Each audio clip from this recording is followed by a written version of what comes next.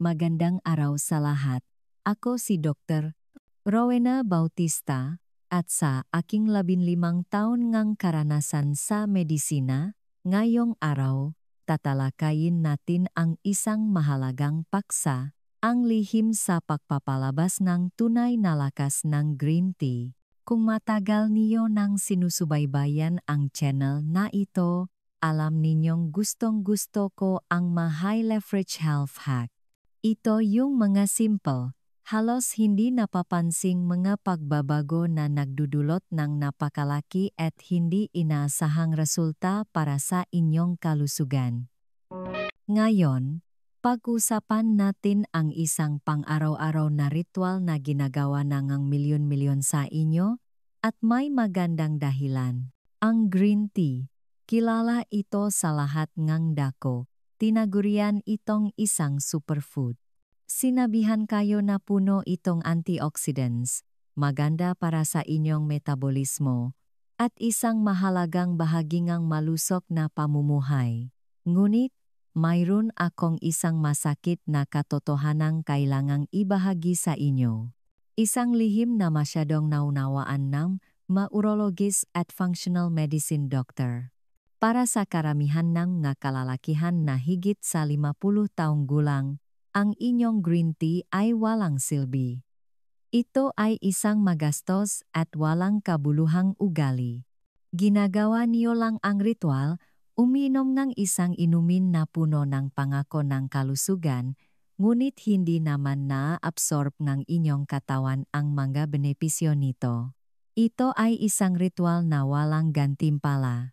At ito ay isang malaking nasasayang na pagkakataon para lubusang baguhin ang inyong enerhiya, sigla, at kakayahan.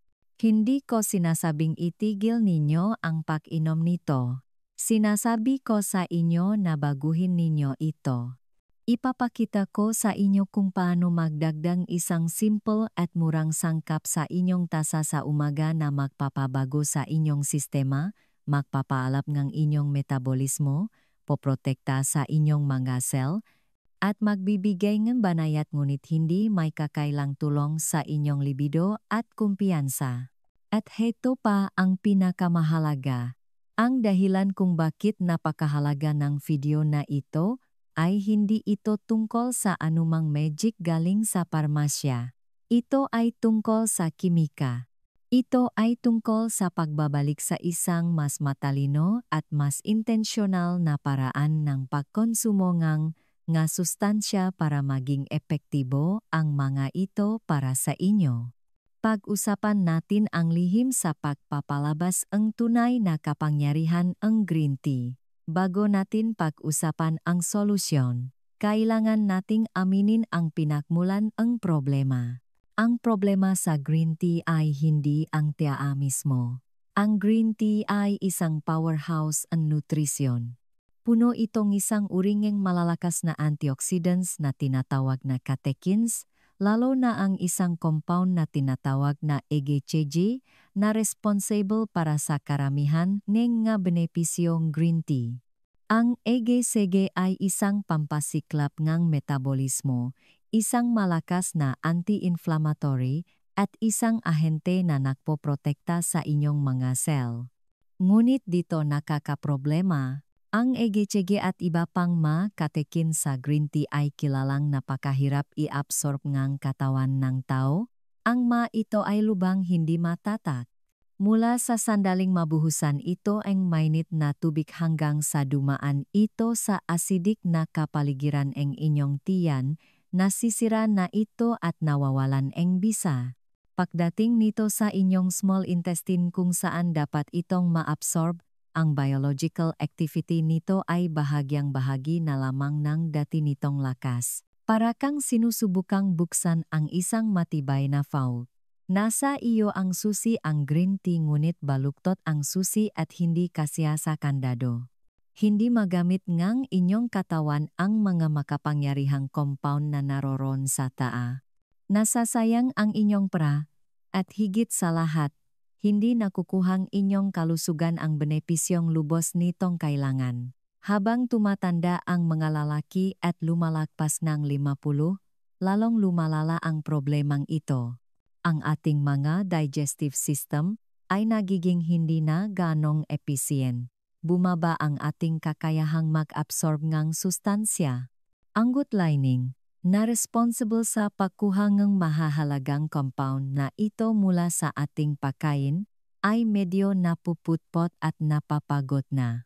Maaring uminom kang pinakamahusay na green tea sa buong Pilipinas, ngunit hinahayaan lang uyong tumatandang katawan na dumaan ang mga magagandang sustansya. Kaya, ano ang solusyon? Kailangan mong isang simpleng sangkap, isang maliit na katulong na magsisilbing cellular delivery tract, isang proteksyon na kalasak, o isang susi sa metabolismo upang matiyak na bawat isang makapangyarihang katekin at bawat isang antioksidan ay may hahatid mismo kung saan ito kailangan bago pa man ito masirangang iyong katawan. Kung may isang sangkap na purong superpower para sa sigla ng kalalakihan, ito ay ang pinakakaraniwang pampalasa sa inyong kusina. Isang bagay na marahil ay ginagamit ninyo araw-araw nang hindi man lang iniisip ang malalim na mga katangiang panggamot nito. Ang tinutukoy ko ay ang paminta. O, pamintang durog. Alam ko ang iniisip ninyo. Paminta sa aking green tea? Oh, at heto kung bakit. Ang paminta ay naglalaman ng isang malakas na natural na compound na tinatawag na piperine. Ang piperine ay isang natural na alkaloid na ginagamit sa tradisyonal na gamot sa lupkang maraming siglo bilang isang bioavailability enhancer. Kapag kumonsumo ka ng piperine, mayroon itong kahangahangang epekto sa iyong bituka at atay. Pinipigilan nito ang mga partikular na enzyme na idinisenyo upang i-metabolize at sirain ang mga sustansya bago pa man sila ma-absorb. Kapag nakdakdak ka ang isang maliit na kurot at sinasabi kong maliit na kurot dahil sapat na iyong nang sariwang giniling na paminta sa iyong green tea, may isang hindi kapanipaniwalang nangyayari. Agad na gumagana ang piperine.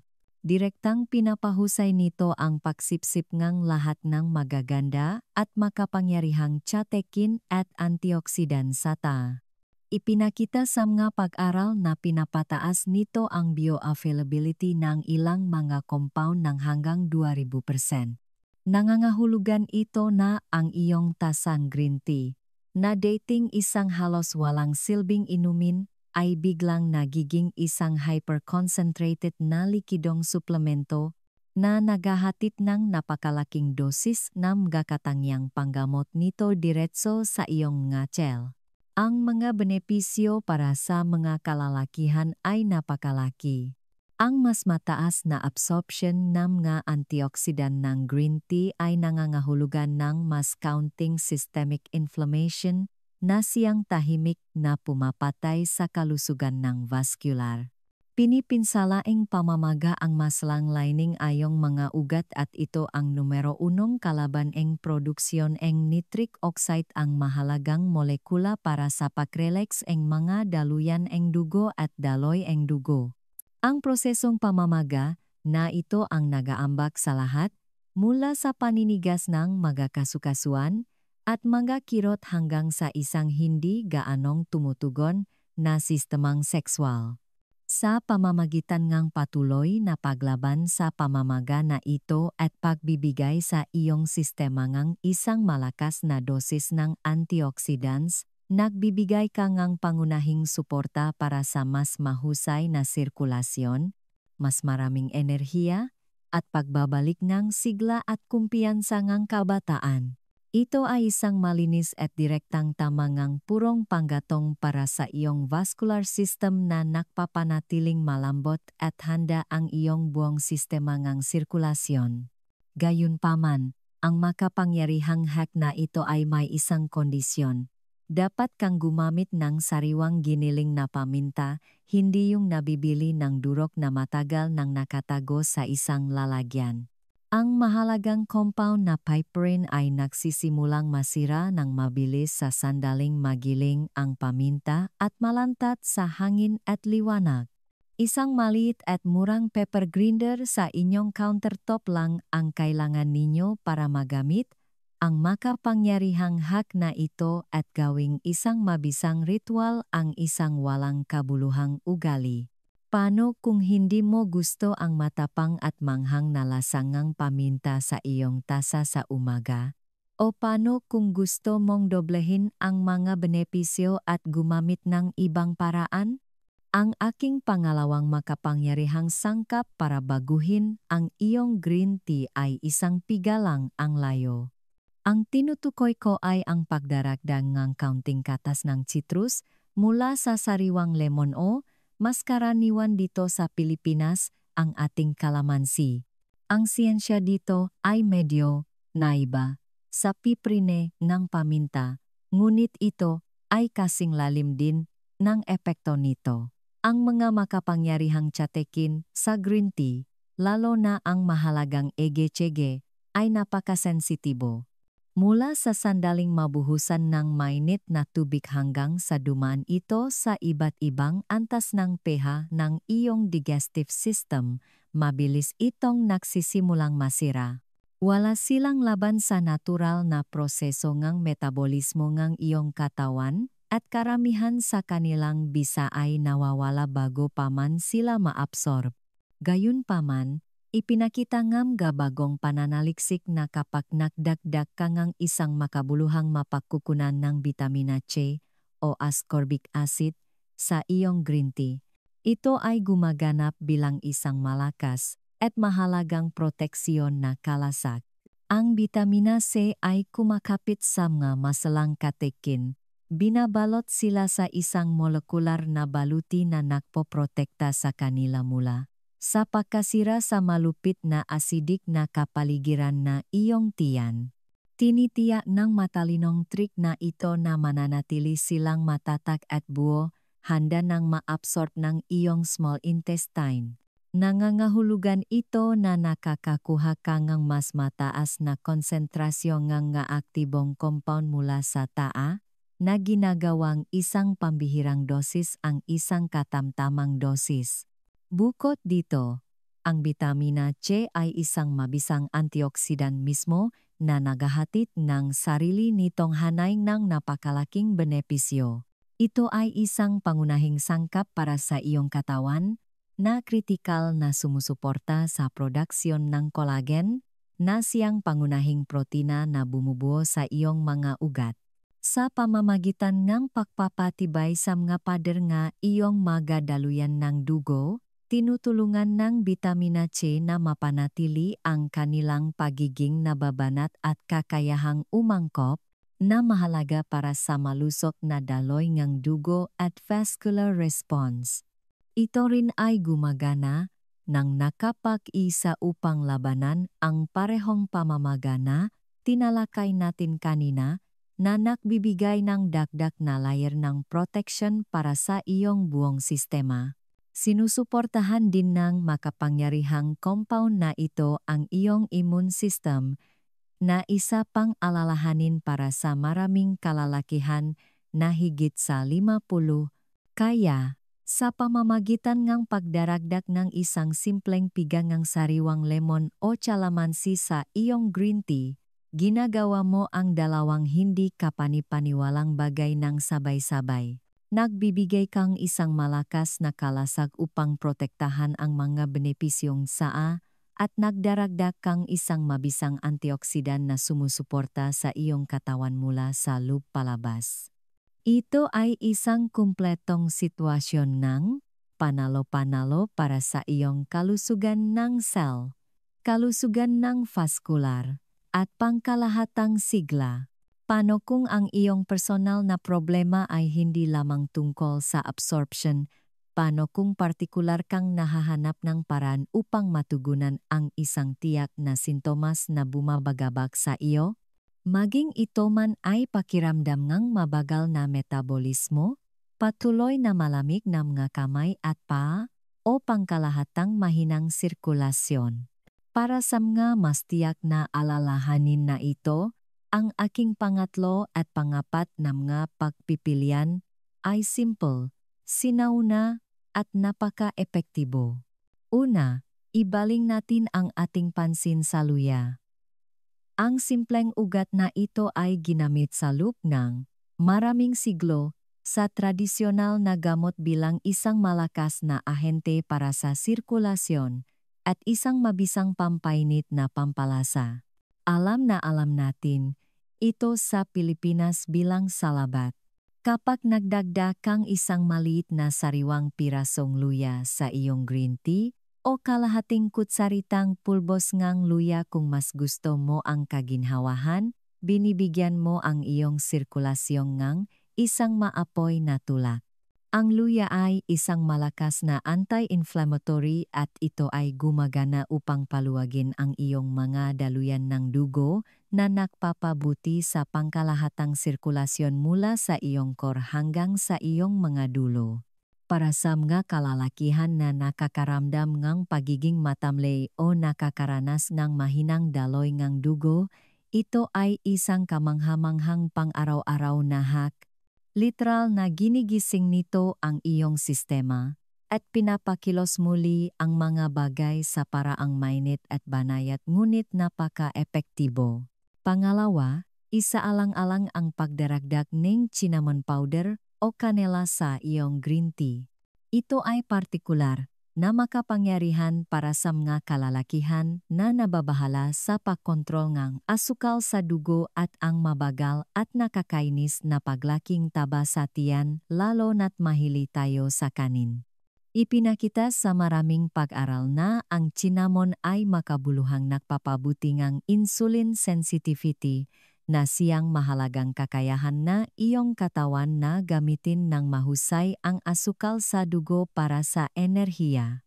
Habang tumatanda ang mga lalaki, madalas na bumababa ang insulin sensitivity na humahantong sa nakakainis na mga pagbaksak ng enerhiya sa buong araw at ang hindi magandang pag-imbak ng labis na asukal bilang taba, lalo na sa paligid ng tiyan. Sa pamamagitan ng pagdaragdag ng kalahating kutsarita ng isang dekalidat na Ceylon cinnamon sa iyong green tea, nagbibigay ka ng isang banayat na paalala sa iyong katawan na gamitin ang enerhiya ng mahusay at panatilihing matatak ang iyong mga antas-eng asukal sa dugo. Ito ay isang banayad at masarap na paraan upang aktibong tugunan ang isang pangunahing isyu sa metabolismo.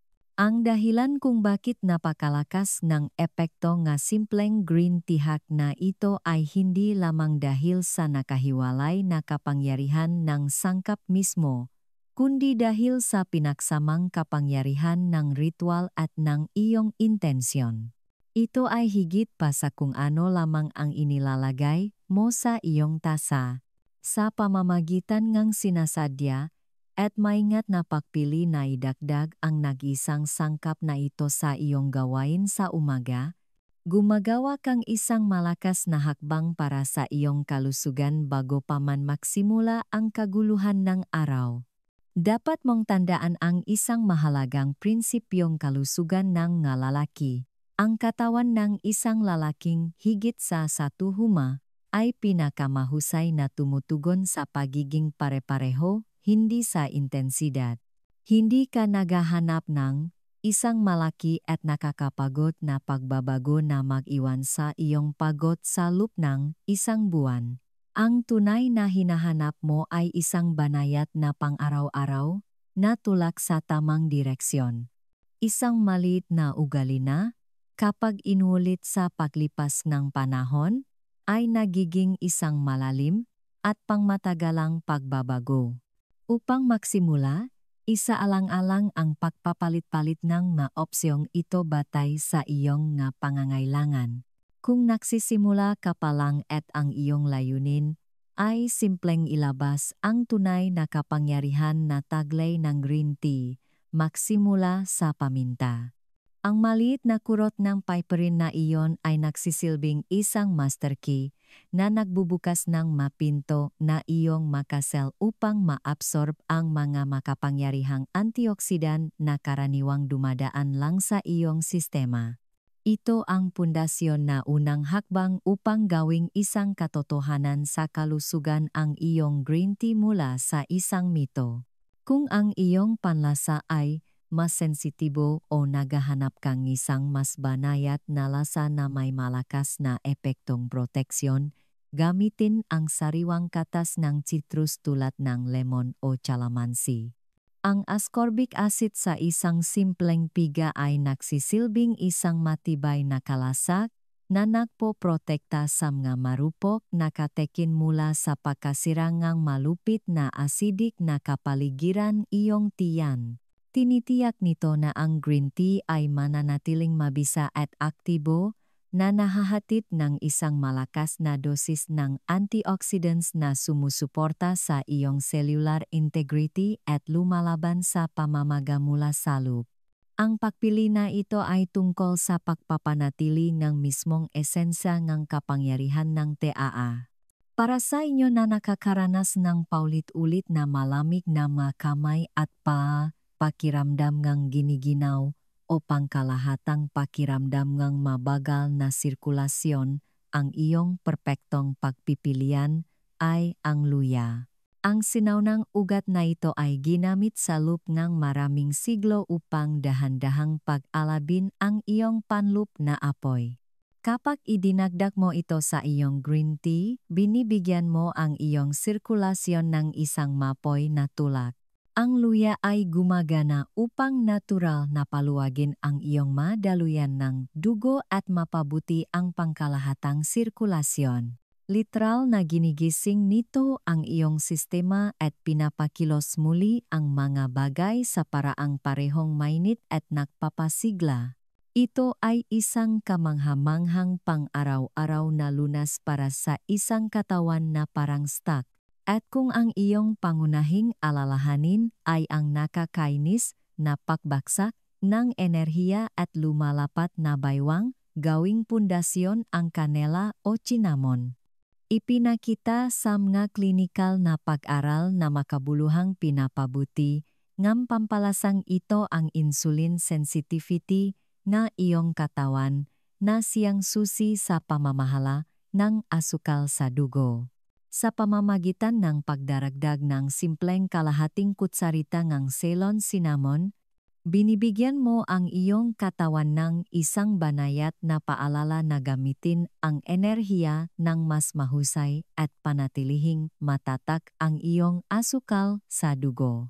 Ito pa lamang ay maring makaroon ng malaking epekto sa iyong mga antas ng enerhiya at sa komposisi ng iyong katawan, at hindi direktang sinusuportahan nito ang iyong testosterone dahil ang problema sa asukal sa dugo at mga isyu sa hormonal ay madalas na makaunay. Pumili lamang ang isa sa mga lihim na ito. Panindigan ito, hindi para sa isang linggo, kundi para sa 3 buwang linggo. At pansinin ang pagkakaiba. Mararamdaman mo ang isang banayad ngunit malalim na pagbabago sa iyong panloop na makina. Mas kalmado, mas maraming enerhiya, at isang mas malaking pakiramdam ng sigla. Nasa iyong kusina na ang lahat ng kailangan mong kasangkapan. Panahon na upang itigil ang pag-inom ng isang walang silbing inumin at simulan ang pag-inom ng isang mabisa at nagbabagong buhay. Maraming salamat sa panonood. Kung nakatulong sa inyo ang impormasyong ito, mangyaring pindutin ang like button. Mag-subscribe para sa higit pang mga tips sa kalusugan at sigla. At ibahagi ang video na ito sa isang kaibigan na maring nangangailangan ng dagdag na tulong sa kanyang umaga. Ipaalam sa akin sa mga komento sa ibaba kung aling sangkap ang sisimulan ninyong idagdag ngayon. Ako si Dr. Rowena Bautista at makita-kita tayo sa susunod.